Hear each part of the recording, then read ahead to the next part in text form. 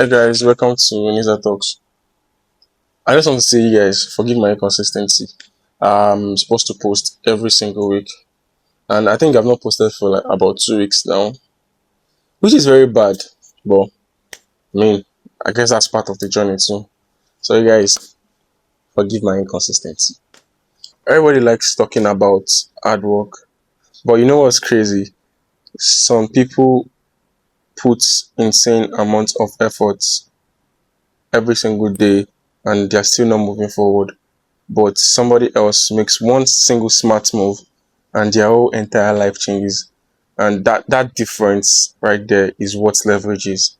I used to think success is all about suffering. Like if you stress yourself enough, eventually life will reward you.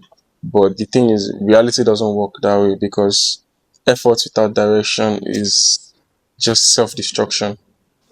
And I think a lot of people are trapped in that cycle right now. Constant motion, but no actual progression.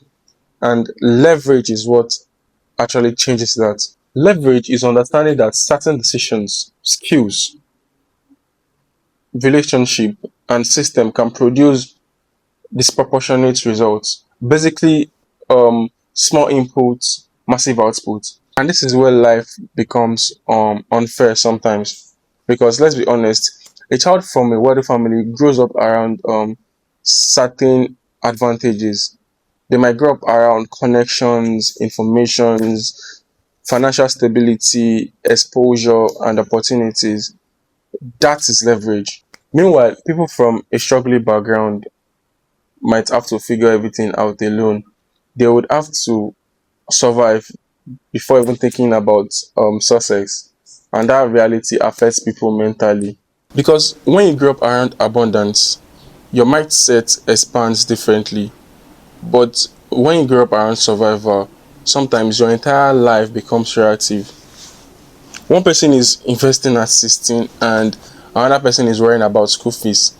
That gap matters a lot. And that is why leverage is such an important conversation because once you understand leverage, you stop blaming yourself on some certain delays in life. You start understanding structures, but at the same time, understanding disadvantages should never be an excuse for stagnation. Even if you did not inherit leverage, you can still build it. And that is the powerful part. Some people are moving faster in life not because they are extraordinarily intelligent, but because they understand positioning. And positioning is everything. Who you know matters, what you know matters, how people perceive you matters. That is social leverage. Even reputation leverage. If people trust your name, doors open differently. And I think that's why people should stop underestimating consistency. Because every video you post, every project you build, every skill you learn, they compound over time. And most people, they quit before compounding starts happening. And that's the sad part because leverage is usually invisible at the beginning. Nobody sees the late nights, nobody sees the learning phase or confusion. They only see the outcome and call it luck. And let's be honest, luck rarely operates without preparation.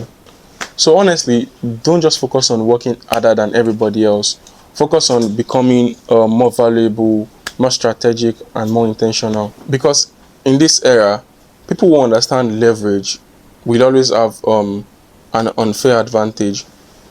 And once you understand that, you stop moving randomly and you start moving deliberately.